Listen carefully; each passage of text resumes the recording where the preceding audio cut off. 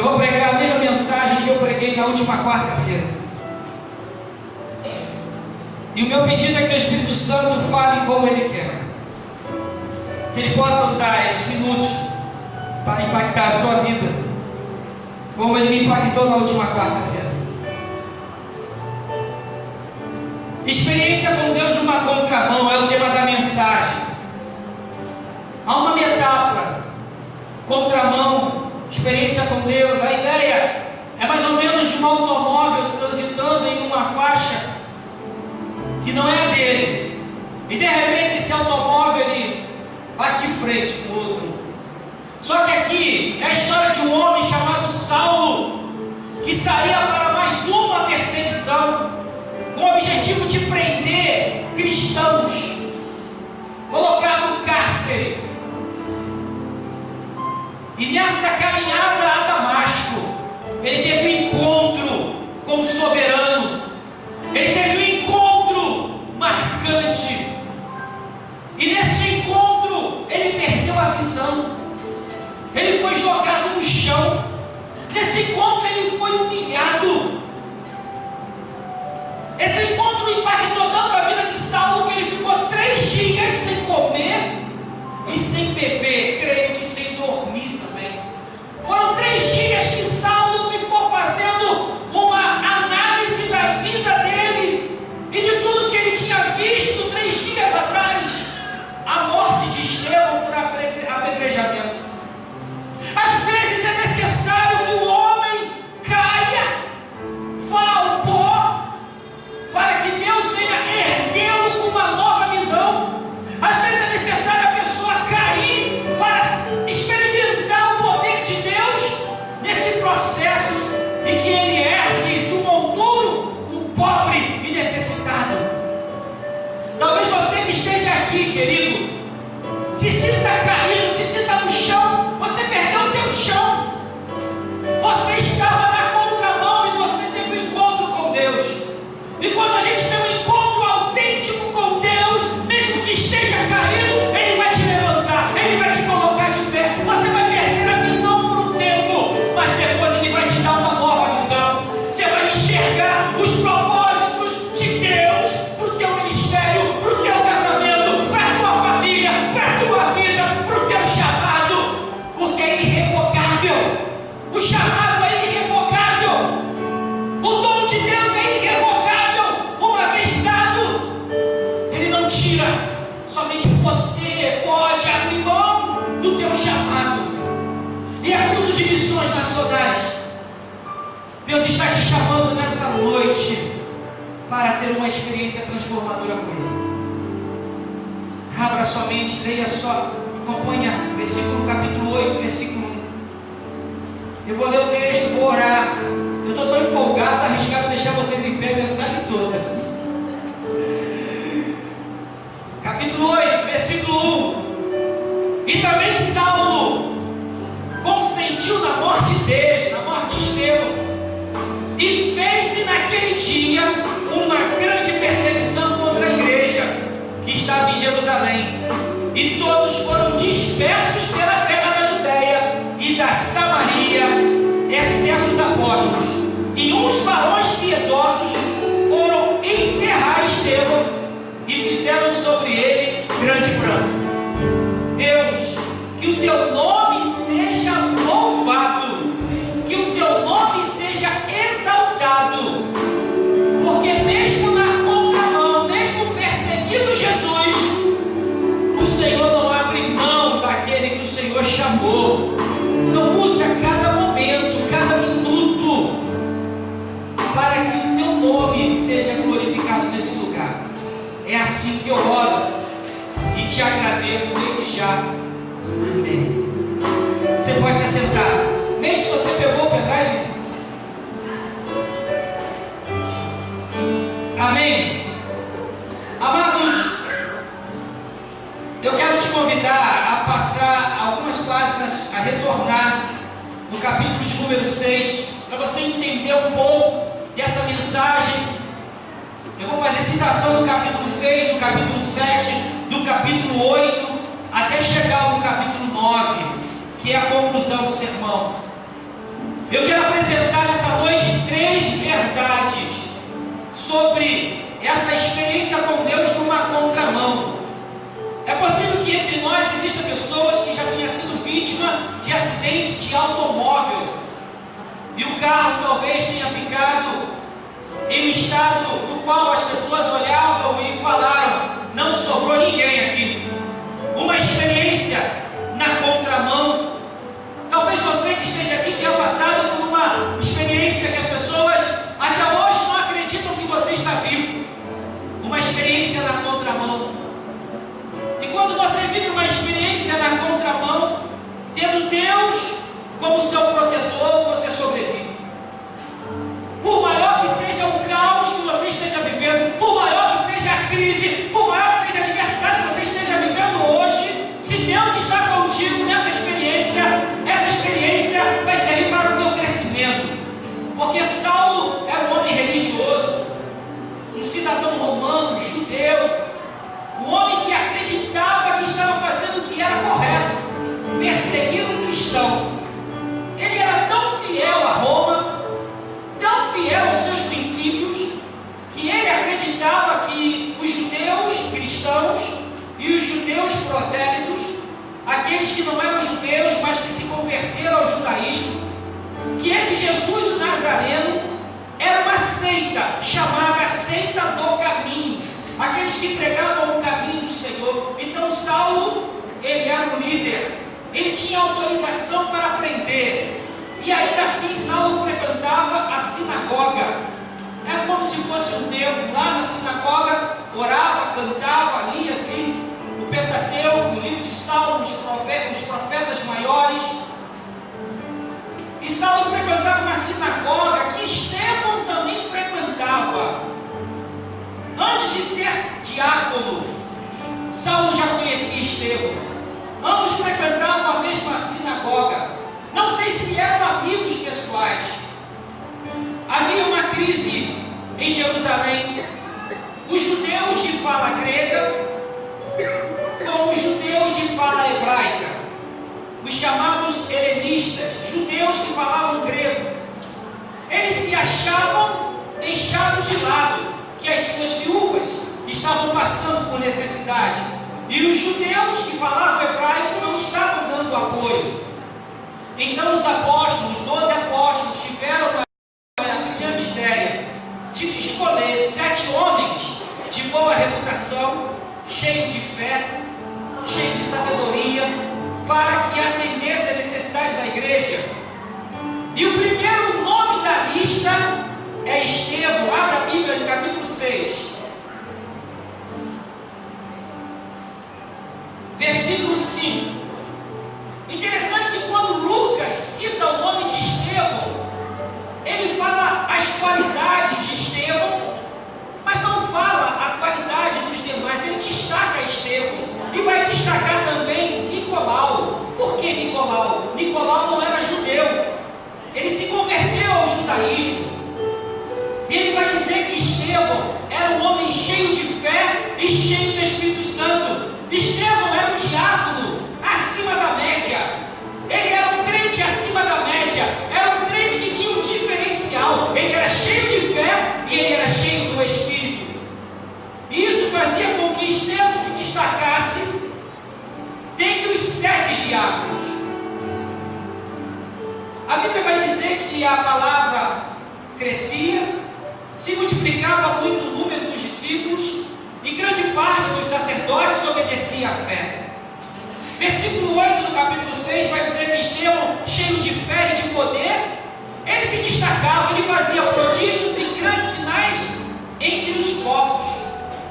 Então Estevão começou a incomodar, começou a trazer um certo incômodo para os religiosos, porque nesse exato momento, aqueles que eram da sinagoga, chamados libertos, eram gregos que eram escravos de Roma, que agora eram livres, bem como os sirineus e os alexandrinos. Esses religiosos se incomodavam com Estevão e debatiam a Bíblia com Estevão. Só que Estevão, no debate bíblico, ele era diferente, porque ele era cheio de fé e cheio de sabedoria. Estevão começou a incomodar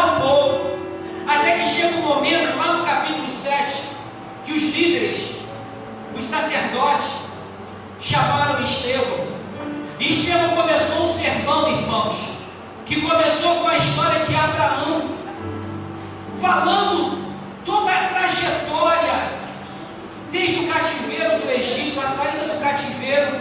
Ele chega a rei Davi, e ele chega até Salomão, no capítulo 7. Estevão chegou num ponto que ele olha para o templo de Jerusalém, diante dos sacerdotes, e ele aponta o dedo, creia eu, Estevão assim no meio dos sacerdotes, está vendo isso aí? Deus não habita em templo feito por mãos. O trono do meu Deus está no céu. Aí Estevão olha para eles, incircuncisos de coração, homens de dura cerviz. Vocês precisam circuncidar o coração de vocês. Vocês têm o sinal da aliança, que é a circuncisão, mas na verdade vocês não têm o coração circuncidado. O coração de vocês é duro. E de repente, quando Estevão está pregando, olha que coisa linda, versículo 56, no meio daquelas pessoas, Estevão olha para o alto e ele viu os céus se abrindo, e ele viu Jesus Cristo assentado no lado de Deus. E essa fala de Estevão fez com que os religiosos começassem a gritar e a tampar os ouvidos, dizendo que ele estava blasfemando, porque somente uma pessoa cheia de fé, cheia do Espírito, consegue enxergar o sobrenatural, consegue enxergar o espiritual, porque o homem natural discerne as coisas de forma naturalmente, somente o homem espiritual consegue enxergar o sobrenatural. Em que dimensão você enxerga a vida, querido?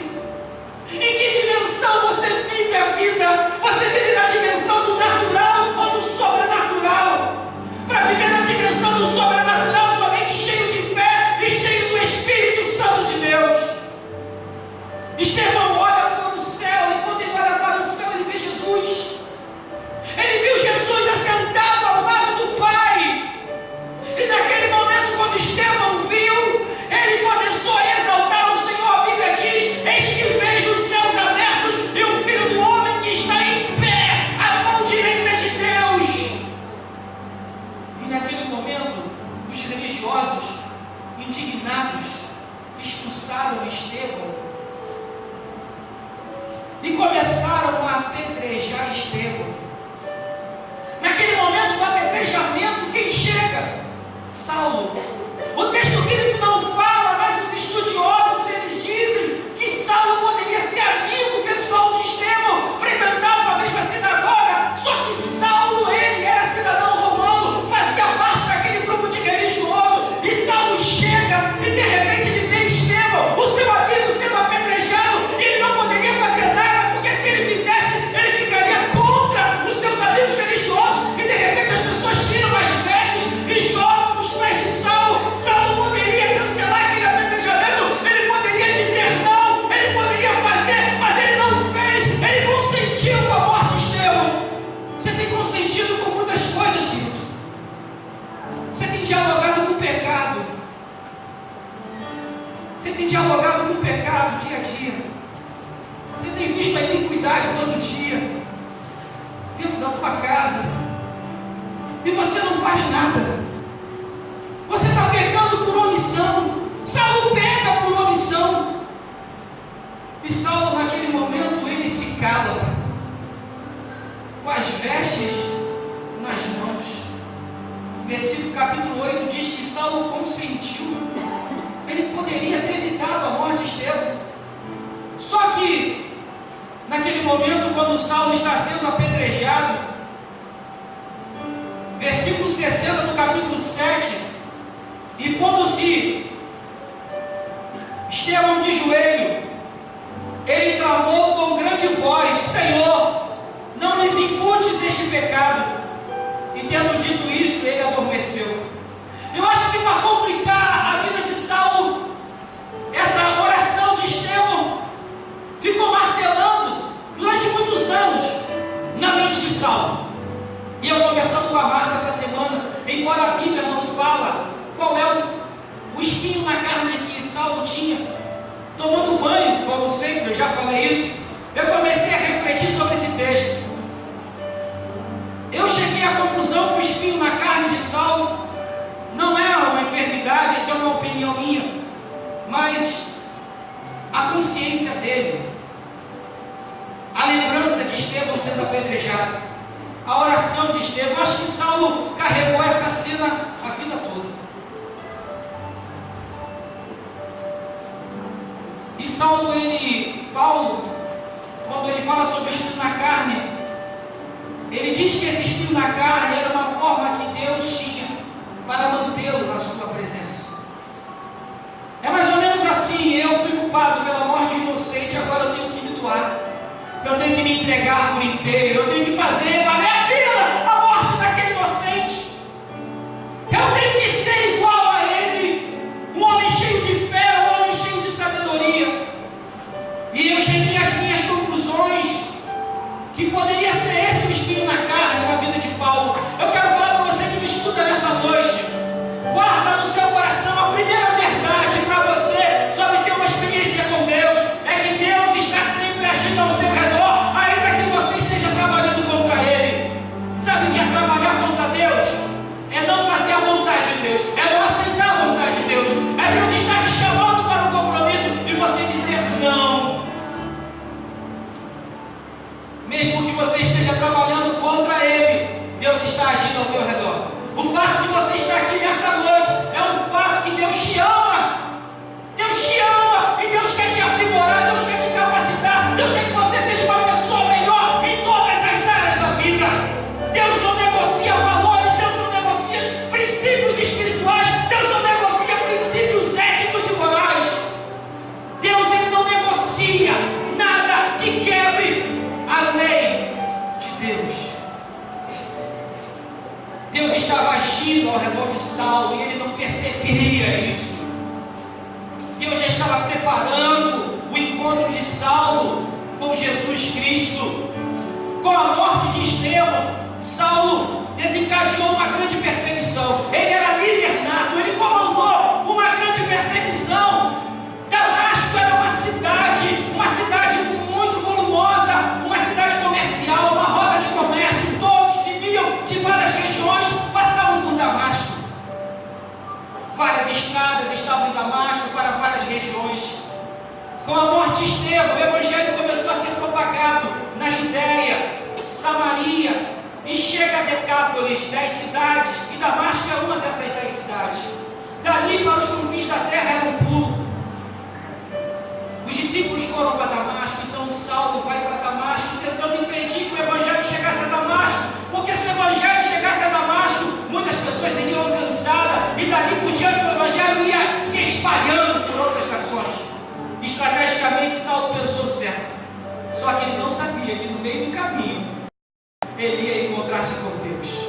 Sabe quando você planeja algo para o final de semana? Sabe quando você planeja algo e não sabe como você quer? Saiba que Deus está agindo ao teu redor. Sabe quando as coisas não acontecem no dia que você quer? Saiba que Deus está agindo ao teu redor. Deus está te dando livramento, Deus está te preparando, Deus está levando pessoas para ir ao seu encontro. Saulo pensava que ia a Damasco.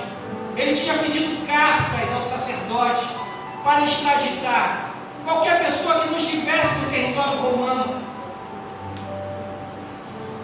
Interessante que no meio do caminho, Saulo ele teve um encontro inesperado na contramão. Capítulo de número 9. Capítulo 9, versículo 3. E indo no caminho, aconteceu que, chegando perto de Damasco, por volta de meio-dia, subitamente o cercou um resplendor de luz do céu. A Bíblia não fala se Saulo estava a pé ou estava de cavalo. Eu creio que ele estava a cavalo. E a pior coisa que tem para o homem é cair do cavalo. Mas literalmente cair do cavalo é algo que pode trazer até uma paralisia, uma morte. Mas a pior coisa que tem é quando você cai do cavalo de uma forma alegórica. Quando você é pego de surpresa em um momento da sua vida. Quando acontece um revés. Falando hoje com o Tiago sobre crise. A crise é algo interessante. O povo oriental entende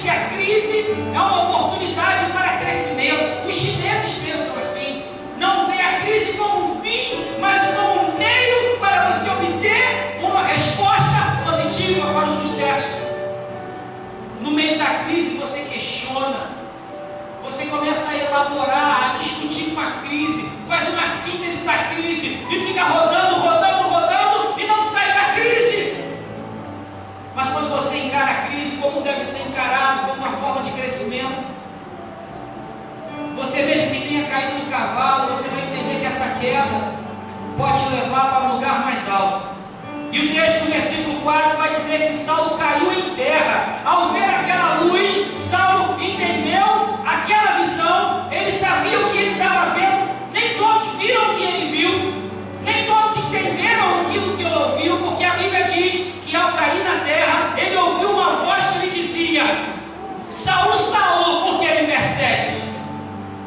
Saulo não somente ouviu uma voz, mas ele viu algo que nem todos viram. Porém, para ser apóstolo, a pessoa teria que ter visto o Cristo ressurreto. Então entende-se que essa brilhante luz era Jesus Cristo que ele viu. Por isso que Saulo se tornou apóstolo. Quando ele viu a luz, ele viu foi Jesus. Ele viu Jesus. Ele ouviu a voz de Jesus. Jesus está aqui. Jesus já falou, mas nem todos conseguiram ver e nem todos conseguiram ouvir.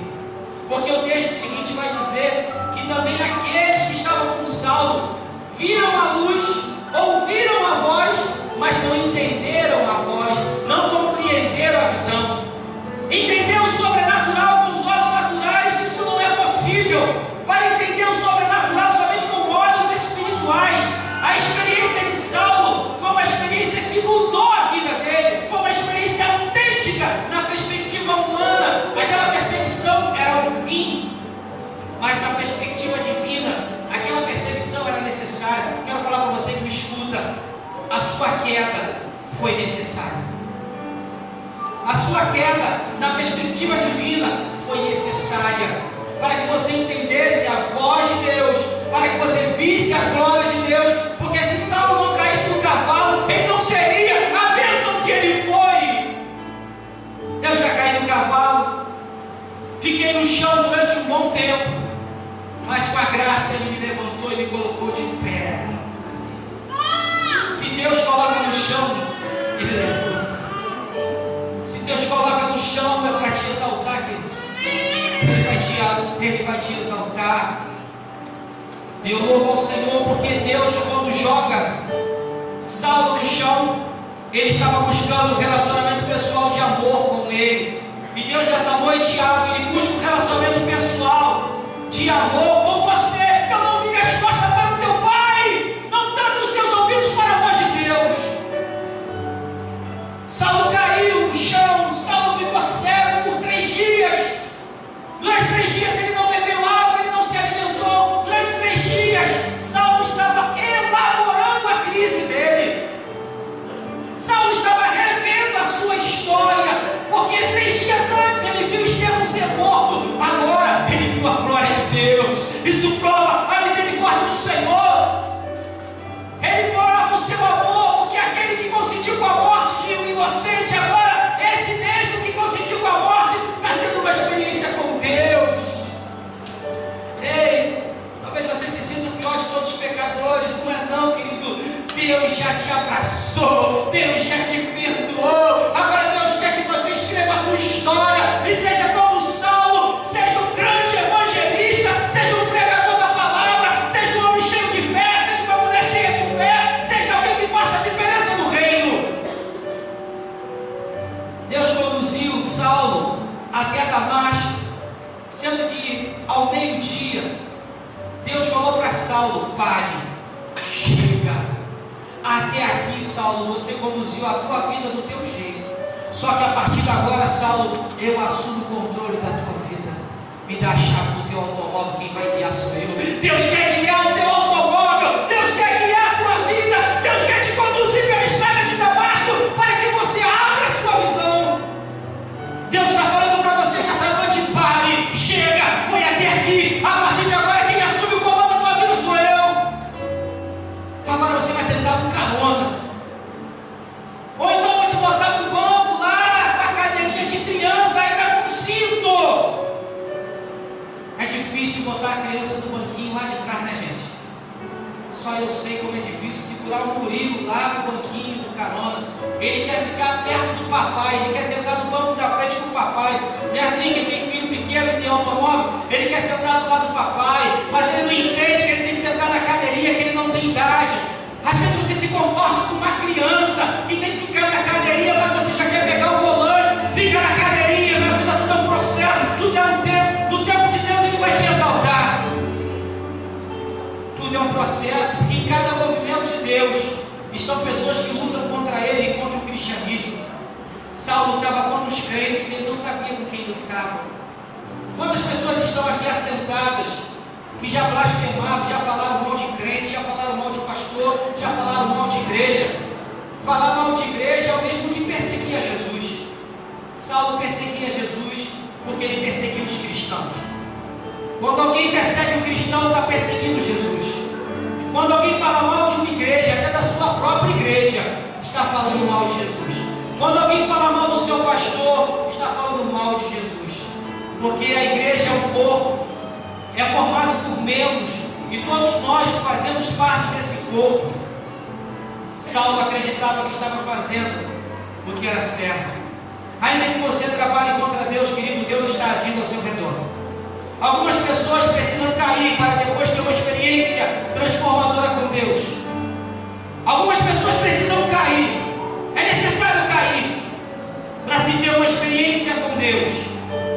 Porque quando se cai verdadeiramente e tem uma experiência autêntica com Deus, é uma vida transformada. Saulo viu a Cristo. Embora isso não fique implícito no texto, mas quem Saulo viu naquela luz foi Cristo. E quando quem vê Cristo tem uma vida transformada. Qualquer pessoa que persiga os crentes também é culpado de perseguir a Cristo. Eu quero falar uma terceira verdade com você nessa noite. A revelação de Deus é um convite para você segui-lo com fé. Naquele momento que Saulo viu a luz, era Deus se revelando através de Jesus.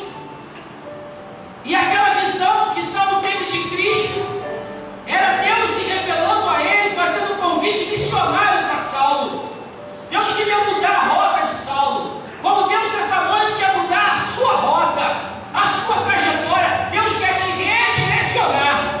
Deus quer conduzir o teu automóvel. Deus quer conduzir a tua família. Deus quer assumir o cajado e te preparar para te entregar o cajado no tempo certo. Sabe aquela pessoa que dirige sem carteira de habilitação? A gente sempre conhece alguém que tem esse hábito, né? Ainda não está preparado para pegar o automóvel. Se cometer um acidente, vai responder legalmente, até com prisão. E se houver morte, é um crime. Deus, Ele quer te usar, querido, quando você estiver preparado. Mas nessa noite Deus te convida. Mesmo que você esteja no solo, caído no meio da poeira, quando você tem uma experiência autêntica com Deus, você começa a rever o seu chamado. Quando você ouve uma mensagem, quando você ouve algo que vai de encontro ao teu coração, esse é o momento de você rever teu chamado. Começar a parar as arestas, começar a abrir mão, a renunciar a questões que ferem a ética, que ferem o princípio da palavra.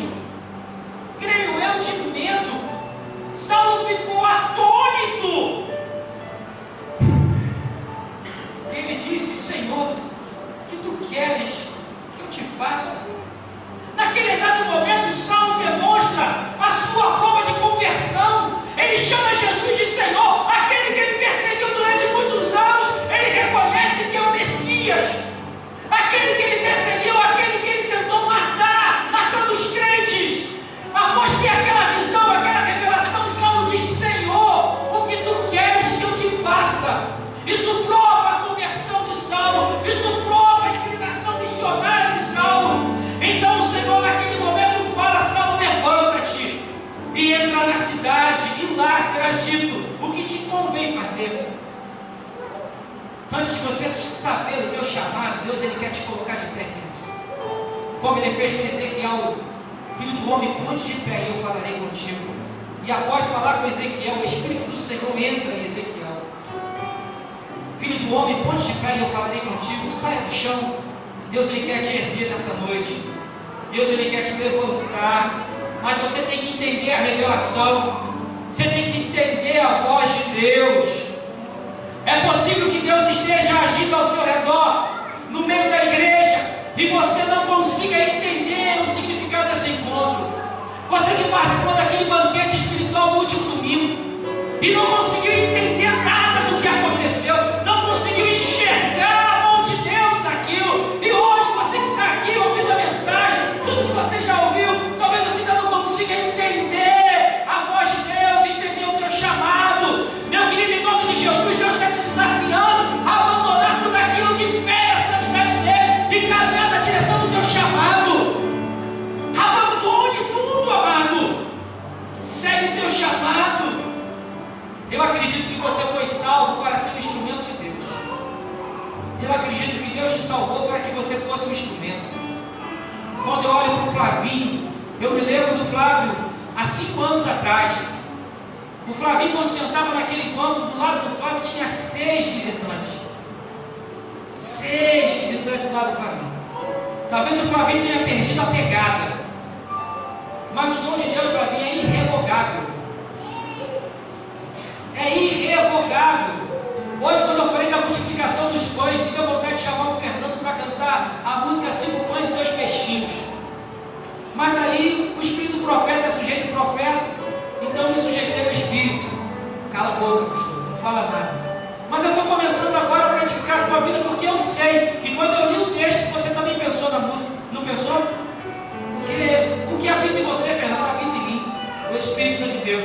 Você é filho de Deus, mesmo afastado. Durante todo esse tempo, Deus estava agindo ao teu redor. Tinha um povo aqui orando por você. Porque eu sei aquilo que você gosta e você sabe o que eu gosto. Quem é irmão em Cristo. Quando eu vi a Eliane hoje aqui, eu pensei na Miriam. Minutos depois chegou a Miriam. Deus testificando. E Deus pensou em cada um de vocês aqui nessa noite.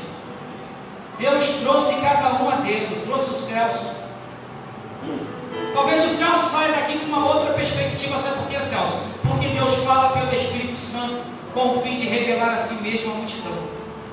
Deus ele fala pelo Espírito Santo. Deus ele se revela pelo Espírito Santo. Deus ele tem propósitos e seus modos de agir. Deus ele age pela música, Deus age através da coreografia, Deus age através da pregação do Evangelho.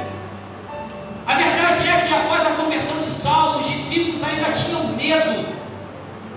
Todos tinham medo de Saulo. E quando chegou a notícia ao coração dos apóstolos que Saulo se converteu, as pessoas ficaram assustadas e com medo. Todos ficaram com medo. Aquele que perseguia, aquele que matava, aquele que encarcerava os crentes, ele se converteu, Jerusalém. Interessante que após perder a visão, Saulo ele precisava de alguém que colocasse a mão sobre ele e orasse por ele. Então Deus vai e visita Ananias em visão, em revelação, e fala para Ananias, você vai até uma rua chamada Direita e lá você vai encontrar um homem que está orando. É Saulo de Tarso. E Ananias ponderou com o Espírito Santo: Senhor, mas é Saulo, ele mata os crentes. Ananias, vai, porque a partir de agora Saulo é um instrumento que vai sofrer pelo meu nome. Meu amado, quando Deus manda você fazer algo, não perca tempo. E Ananias vai ao encontro de Saulo, ora por Saulo, e a visão de Saulo é recuperada. Só que uma nova visão.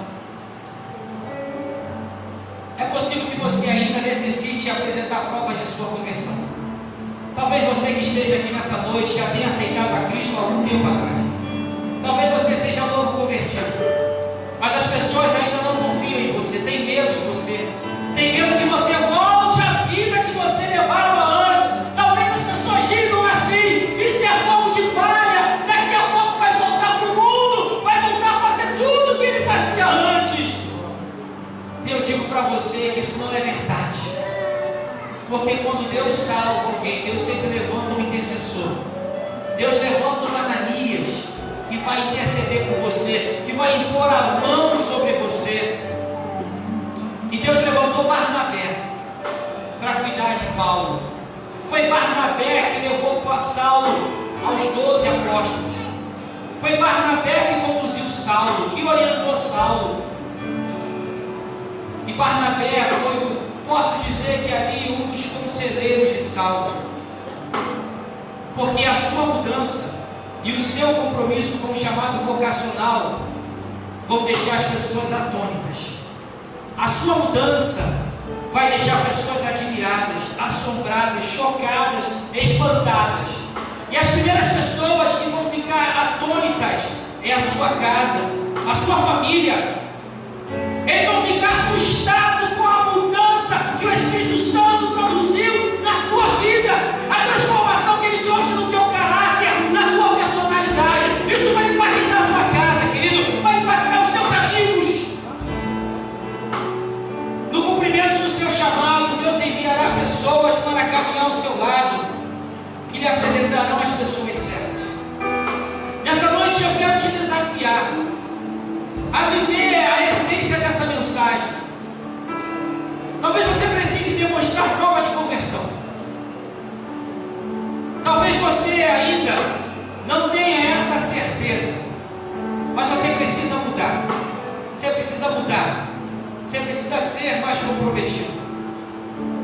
Comprometido não somente com a obra de Deus, mas comprometido em tudo e com todos. Comprometido com os de fora, comprometido também com os de dentro.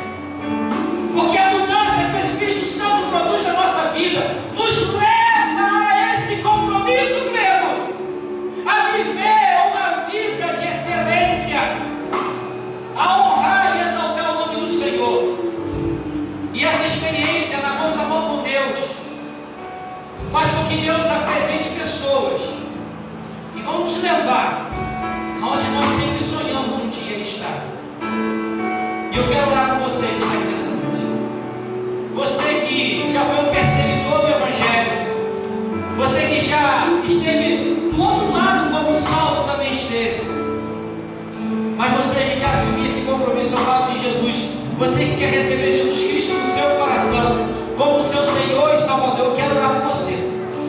Por isso que eu quero fazer a pergunta: você que estava andando na contramão e hoje teve esse encontro com Jesus e quer manifestar de forma pública diante do Senhor, diante dos homens, eu quero orar por você. Existe alguém entre nós que ainda não recebeu Jesus Cristo como Senhor e Salvador e deseja tomar essa decisão? Eu quero convidar você a levantar uma das suas mãos. Alguém entre nós que deseja receber Jesus Cristo no coração? Glória a Deus, Carol. Deus abençoe. Pode aplaudir o Senhor, gente.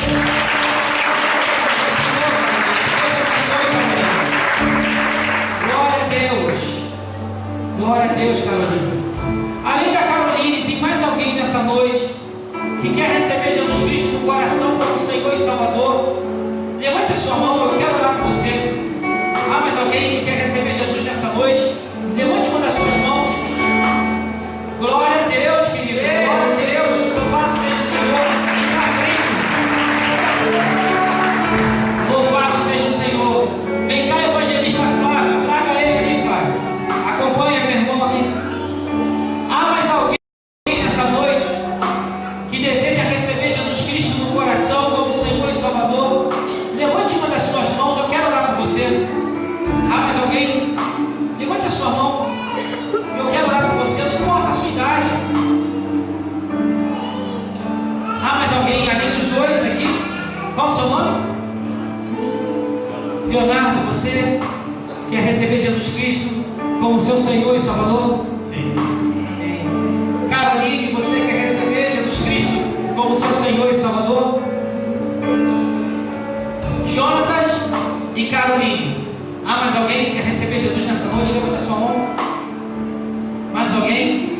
Levante a sua mão, eu quero orar com você. Há mais alguém? Essa é a oportunidade de você ter um encontro com Jesus. Meu segundo convite é para você que já frequentou uma igreja evangélica, que já fez parte de uma igreja, mas está afastado, está desviado do evangelho. E nessa noite teve esse encontro com Deus e quer voltar para Jesus.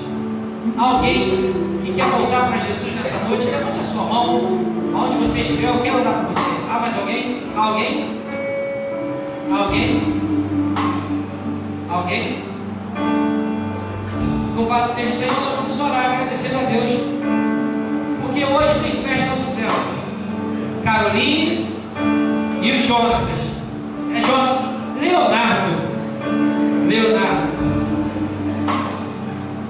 Nós temos aqui alguns pedidos de oração que veio pela internet. Walter pede oração pelo filho Pedro, que é dependente químico, nós não conhecemos. A Kelly pede oração pela família, é de Jardim Redentor. O Vitor, de Brasília, manda um abraço para o pastor, para a Liane e para toda a igreja. E eu quero também aproveitar o seco de Djalma, lá de Ararama, deve estar nos assistindo, mandar um abraço. Deus abençoe e console também o coração da Marilene, que tem orado muito pela irmã. Eu quero convidar você que ouviu essa mensagem, que de alguma forma, em algum momento da mensagem, ela tocou no teu coração, e você assumiu um compromisso, e você tem esse desejo de mudança, e você quer demonstrar de forma pública. Eu convido você a se colocar de pé. Se em algum momento da mensagem ela tocou no teu coração, te fez rever valores, e você está desejoso, não, pastor, eu vou assumir um compromisso, eu quero mudança, eu quero honrar esse chamado, eu vou fazer valer a pena o sacrifício de Jesus. Leonardo e Caroline tomaram a decisão nessa noite de receber Jesus como Senhor e Salvador. E você que já tem Jesus, faça valer o chamado. Eu desejo a todos, desde já, uma boa semana. É o meu convidado a estar conosco na quarta-feira para ouvir a continuação dessa mensagem. Essa mensagem que você ouviu hoje, você vai ouvir a continuação dela na próxima quarta. Então eu convido toda a igreja, na próxima quarta, a ouvir a segunda parte dessa mensagem. Após a oração, eu estarei ministrando a bênção apostólica. E lembrando, nós estamos em campanha de missões nacionais. A cantina da igreja, tudo que está sendo feito é voltado para missões nacionais. Então, ao terminar o culto, você pode abençoar o Ministério de Missões da nossa igreja. Caroline, Leonardo, que Deus te abençoe. Deus, muito obrigado pela vida do Leonardo, pela vida da Caroline, pela vida da tua igreja que se coloca de pé nessa noite. Obrigado, ó Pai, porque o Senhor é fiel. Continue abençoando, ó Pai, o teu povo. Obrigado por esses que nos assistiram de casa, pela internet. Meu cunhado lá de Brasília,